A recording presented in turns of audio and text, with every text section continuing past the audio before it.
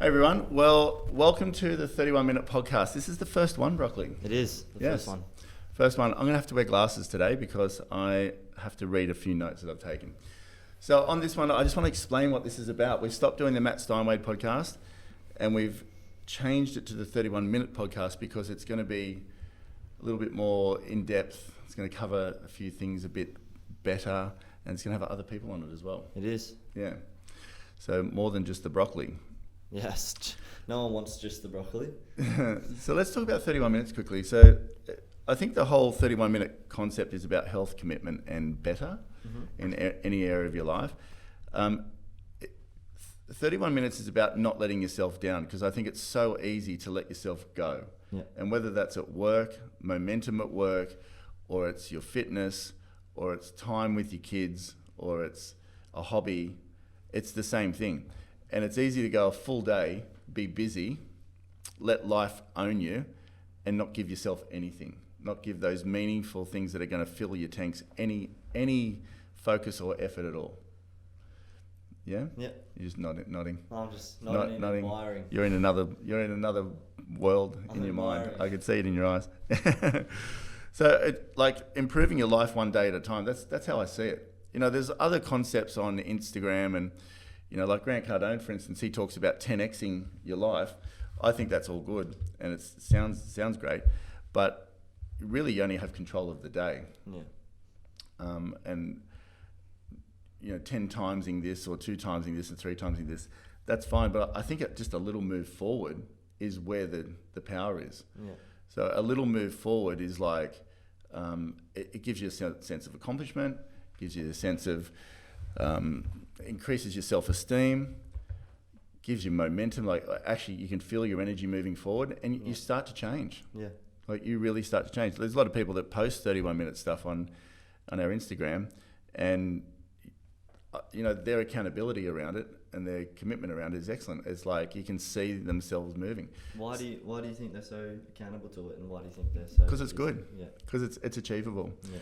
So 31 minutes is like a good time frame. If I go to the gym and let's say I do the exercise bike and for 31 minutes, I feel like I'm sweating, Yeah. I've exerted myself. So it's really about what you do within that time, not so much the time frame. Or alternatively, you might want to go for a walk for 31 minutes and like you can go for 35 or you can go for 30, whatever. Yeah. It's just the concept of achieving that it's like, it's doable. Yeah, for sure.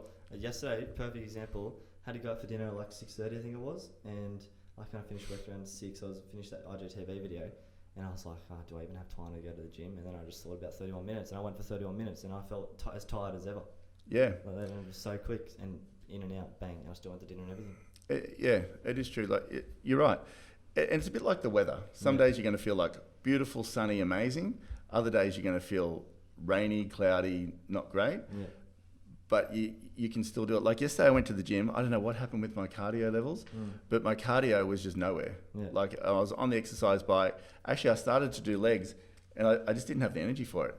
And so I jumped on the exercise bike and did that. It was I don't know. I was like, something was going on. Yeah. I just didn't have the fitness that I did, but I still pushed myself because I knew in my mind in 31 minutes I'll be off this thing. Yeah, that's the thing. Because you think some people go to the gym, or before they go to the gym, they go, I'll be there for an hour. But then they get there and they're on their phone for 10 minutes between sets or whatever, and they're just fart-assing around or whatever. But going there, 31 minutes, bang, you just know that you've only got 31 minutes. Yeah, you're right. And I think that's good. To own a space in time where you can give it total focused energy is the key. Yeah. And you can hold the world at bay for that amount of time, whether it be mum with kids, single dads, young guy going to the movies with his girlfriend, but just finished work, squeeze it in there.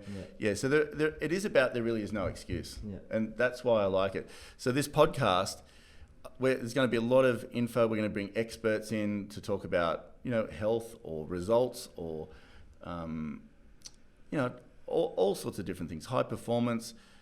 I think fitness is a good one because like it's universal. Everyone wants to be fitter. You can see your results on what you've been doing to your body. So if you're overweight, you can see it. If you're really fit, you can see it. So I like that. You know, so we relate this to fitness a lot because We talk about fitness a lot. Sorry, I just got a message. I was like, but we talk about fitness a lot because it's very transparent. Yeah. Yeah. And it's instantly applicable. So if you want to increase your results at work, the 31 minutes will help you do that. But that's like a longer term thing. Whereas you can today, and there's a friend of mine, Sarah, who Sarah McMahon, she does 31 minutes now, and she was with me the other day or a few weeks back, and she said that when she had kids, she lost herself. Yeah. You know, it was all about the kids. It was all about maintaining the family and things. And she's a really smart, successful lady. Yeah. And she's applied 31 minutes. She posts stuff now on my story, but it's got herself back. It's got herself back to center and moving forward. And then you've got more to give people as well. Yeah, so I like relating it to health because it's very seeable. Mm-hmm. I just don't know about wearing glasses these days, but I just do it anyway. I have to. Yeah, what's the alternative? I know. Like I try and resist it, but now like my eyes are just so fuzzy. So here's a question for you: what areas in life do you need to improve on? Like what areas to you? So like for me, health, it's a constant, and health and fitness are they're the same thing but different for me. So health is like, how do you live? How do you eat? Like a friend of mine was in the gym yesterday, and he's like, mate, you're so ripped. Like you can only see my arms. I didn't have my shirt off or anything. I'm not super ripped. Around my abs, I'm like sort of okay, but it's like, but my arms and legs, like they're super veiny and whatever else. But the health lifestyle for me is about eating well. It's about living in a way that if you make choices, are they going to benefit your body moving forward? Whereas fitness to me is about what did I do today, cardio-wise, muscle-wise. I always like to, if I've made a commitment to do 2 31-minute blocks in the day, and one bodybuilding sort of thing, and then the other one cardio. Like I don't want to be a massive bodybuilder, but I just want to look like an athletic, reasonably fit guy. Surfing, I haven't done a lot lately, so that's probably something I've got to bring back in, but that's my commitment to myself. So that fitness side of it's a little bit different for me, or not for me. That's when I talk about health or I talk about fitness, it's not the same thing. Results at work, financial, and your hobby. They're sort of the 5 things that I think if you got all of those, family should be in there. I should put family in there. For me, it's kids, mainly. Like, are my kids happy? And, you know, personal relationships and all that sort of stuff are massively important. So I'll put it in the second one there. But that's, you know, are they all taken care of? You know, if you've got a partner or kids, like, are you spending half an hour odd doing something with them that's pretty cool? And I have to remind myself, because when I'm with my kids, I have to admit, phone calls, that's the mistake I've made I've got 4 older kids and 2 younger kids. And the 4 older kids, I could say that I was not present. Hardly at all. I was on the phone all the time, building a business, all of that. Whereas the younger kids now, I make a real effort to like remind myself, maybe don't take a call right now. Like bowling last night, I probably got on my phone twice just to quickly send messages back. But I'm mindful when I'm with them for that 31 minutes, I've got to make it memorable for them. Yeah, for sure. Yeah. How's your kids going? My kids, well, let's hope that's not even a thing. Do you think you'd have celery? Celery? If you had a kid? No. Would it be celery? Probably with my legs. Yeah. Celery arms, celery legs. I got no hope, my kids. So I really want people to think about this, like think about what I'm saying to you. You're with me all the time, and I live this 31-minute principle. Like I live it. It's not to be an extremist or whatever, but I can see the benefit from it. But I've made a decision that's like a commitment where I'm like, I want a better life. And you won't have a better life unless you do better things. So I want people listening to this right now to think about what area of their life do they want to improve. We talked about financial in there, and I mean, how does 31 minutes relate to financial? I don't know. Well, think about it like it's any area of your life. It's about giving concentrated thought, being present to something. So for instance, it could just be a concept. So like, it's about commitment. It's about better. So 31 minutes, what does that mean? So for 31 minutes of each day, you want to make good decisions, you want to invest in yourself or whatever else. But it might be not related to time. It might be related to decisions and not using Afterpay. Yeah. So part of your 31-minute principle to become wealthy is I'm going to make better decisions each day. And really that's what it's about, decisions each day, around not using Afterpay, not getting stuff delivered to me just to wear and send back if I don't like it, not buying lunch. Every day. That's every fine. day. Yeah, make it. We'll spend 31 minutes making lunch. Spend 31 minutes making lunch. That's exactly right. Yeah. So it's attaching a meaning to something. So, and then saving, you know, like at the end of 31 days, how much have you saved? Set a target. I want to save $500 by 31 days and deposit that in your bank account. Something like that. So that's what I mean. It's about being mindfully present around what's going to move your life forward. Because it's really easy just to stay in a pattern of, you know, just getting by, doing your thing. I think slow, consistent change is way more valuable than really fast-moving, upward swing, crazy achievement. That's where I think the 10x thing is a bit like a concept. I'm sure that expansion and all that, and I'm not being critical of it at all, but it just sounds too big. It gives you anxiety thinking about it. It does. Whereas I'm a massive fan of slow, consistent change. And I think when you do that, you actually change your inner self. You become like, your habits become different.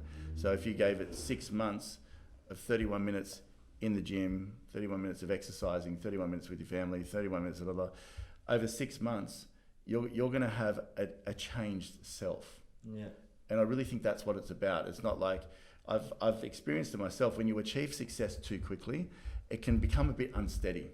You know what death wobbles are? Yeah, on a skateboard. On a skateboard, you get the death wobbles. That's exactly what real rapid change feels like. You're not actually changing along the way with it. That's why when you see people win the lotto, a lot of them spend it, or they end up broke, or they end up worse than where they were before, because they get death wobbles. They haven't changed their inner self to manage the success that's come with it. And I think managing success is really, it's an important thing. Like the success that I've had today, and look at my success is, you know, not like a Jeff Bezos or anything like that. And I'm not delusional about it, but I'm actually a more humble person today with the success that I have. Whereas you go back 20 years ago, I was driving the Mercedeses. I wasn't as successful as I am now, but I wanted to be seen as that, and it wasn't real. It wasn't real. It didn't feel real. Whereas today I feel very solid. You know, so if I tripled my wealth today, I could manage it quite well. Or triple my wealth over the next year. I've laid a foundation that would sustain that. So I think that's something that people, like, don't be in a rush. You know, Jordan, who works with me, he's in a rush with life. Like he wants to be super successful, which is fine. That there's a great saying that Esther Hicks has. It's called impatient patience. So you're eager, but you're okay when it comes. I think when you have that sort of mindset, you will go to the gym every day. You won't get frustrated that your results aren't there in 2 weeks. You will choose to eat the celery or the broccoli over the Snickers, because it's that slow changing of inner self that eventually you'll make good choices anyway. You won't have to think about it. You're reprogramming your mind, your inner self. Yeah, you know totally agree. Well, that's success. You're being very helpful, this one, Broccoli. No, you just see with so many people, like Logan Paul is the biggest one. He's the biggest one who's just, he got that successful so quick, and then he almost lost it all, because he said the exact same thing you said. He said, my life was changing, but my personality and everything was not changing at all. I was just defined by all these cars and all that. Yeah. Defined by all the money he made within like a year, like millions of dollars, and he didn't change at all. Yeah. Because it happened so quick for him. And he was, I guess now he's like so lucky that he can look back and go, yeah, now I've realised. Yeah, it's true. Yeah, it is. And maybe sometimes you need to go through that to give yourself perspective. So hours equals expertise. You want to become an expert at something. You want to like, one of my goals is to have a body that's like, whoa, that's pretty cool. Yeah. But hours equals expertise. There's no other way around it. You can't become an expert at something. You can't become great at something without the hours input. Mhm. So that's why I think 31 minutes times 2 a day, 1 hour a day, 7 hours, just focused on something, you're going to move forward. Yeah. Times that over a year, times that over 5, that's a lot of hours invested in the pursuit of one thing. Yeah. You've got to succeed at that. Mm. I think the standard approach for things, gym memberships are really good because look at the drop-off rate for gym memberships. Like, people join the gym, they go guns a-blazing for 3 months, and then they drop off. Yeah. They just lose interest in it Yeah. because their desire's not right. They get this impulse to go, oh, I'm going to go to the gym, that's it, forget it, I've eaten too much at Christmas. But they haven't really adopted the habit-changing formula, I reckon it is. Like, they'll go to the gym every single day, and then they'll go every second day, and then they'll go once every 4 days, and they'll go whatever until it just disappears. So I think that's why the 31-minute concept is good, because it's like a chunk. Yeah, it's just like a little chunk. It will help you sustain it over a long period of time. The turtle wins the race, but eventually it'll become part of you. I see myself as a turtle, like I really do, with fake tan on. Yeah. But like the turtle concept, I think is great. You're going to get there, definitely going to get there. But I think when you're going at a turtle's pace, it doesn't mean you have to be like slow and all that sort of stuff, but just one step at a time, one step at a time. When you do that, I think you have a much better longer term view. It's almost like you're excited because you know it's going to come at some point in time, and you can. It's almost like you can feel you're on that path. Whereas when you're running, I think it gives you anxiety. Like when you're like so over the top, like That's when mistakes happen. yeah, mistakes, yeah. But you almost have a bit of an anxious, desperate feel around it. Yeah. Whereas, like, I've spoke about him before, Ron Coleman, a great bodybuilder. I look at him and his body, he's probably one of the best bodies ever. And he's like I just look at rep. Yeah. He's one rep for all this time to create a body like that. Yeah. And that's sort of how it is. So like every day when I start, I look at my diary and I think to myself, where can I fit the gym in? Where do I fit the other 31-minute things that I need to do, whether that's seeing the kids or, going for a surf possibly. But it's like, I look at my diary at the beginning of every day or maybe the night, and I block it out. Like today I did it, 12 o'clock and go to the gym, and then my day works around it. Yeah. So I don't try and plan too far out in front. I just look at the key tasks I need to do in the day. In the morning, I block it in, I put it in, and I don't move it. Yeah. I think, do you reckon everyone kind of does the 31 minutes thing just subconsciously? Like, everyone in the day goes, oh, I just wish I had half an hour to just chill or half an hour to do something. But you do. Yeah, you just do it subconsciously. And then when it's engraved in your brain, you actually make it a thing, that's when you start to feel accomplished and you start to feel like, oh, I've actually done something pretty cool here, I'm a part of something. Yeah, you do. And it's a really good point you bring up. Everyone has the time. Yeah. It's focus, because when you are focused on an objective, you actually have more energy. You have more, it's like you call on the energies of the universe to help you manifest this thing. But when you don't, look at if you're at home and we've all done it. So let's say you're at home on a Sunday, nothing really planned. No. Kids are out, things out. You've got nothing really going on. Your energy is usually quite low. You just hang there, flick through Foxtel. Literally. Like you would waste 2 hours fluffing around because you've got no real focus. You might go to the gym, or you might do something. You might muster up the energy to go do it, or even in the mornings on the weekend, you're laying in bed. You're laying in bed for 2 hours on your phone with Instagram. Yeah. Because you've got no real reason to jump out of bed, nothing pushing you or pulling you in a direction. That's why it's the biggest, I reckon, the biggest falseness, whatever it's called, that there's not enough time. Yeah, for sure. The biggest. People probably spend 31 minutes a day flicking to their phone at work. Yeah. Imagine if they just stopped doing that. If you just went on Instagram once in the morning, that's it, and didn't touch it again. There's 30 minutes right there. Yeah, true. So let's wrap this up. My question to everybody listening to this is, what commitment are you prepared to make to yourself? So what commitment are you prepared to make that will literally change your life in 6 months' time, years' time, 10 years' time, 20 years' time, and create a better you? But I want you to think about it, make a commitment of what you'd like to change in your life. And from today onwards, tune into the 31 Minute Podcast. We're going to help you along the way. But also find the time each day where you're gonna give that thing energy and focus, and it will grow. Yeah. So we're going to do this weekly? Weekly. Every Monday. Gonna be Today's on not Monday. Yeah, it's going to be on YouTube. We're submitting it to Apple now, submitting it to Spotify, and there's a link to it. You can watch it now anyway. So Great. Thanks for tuning in. thank you.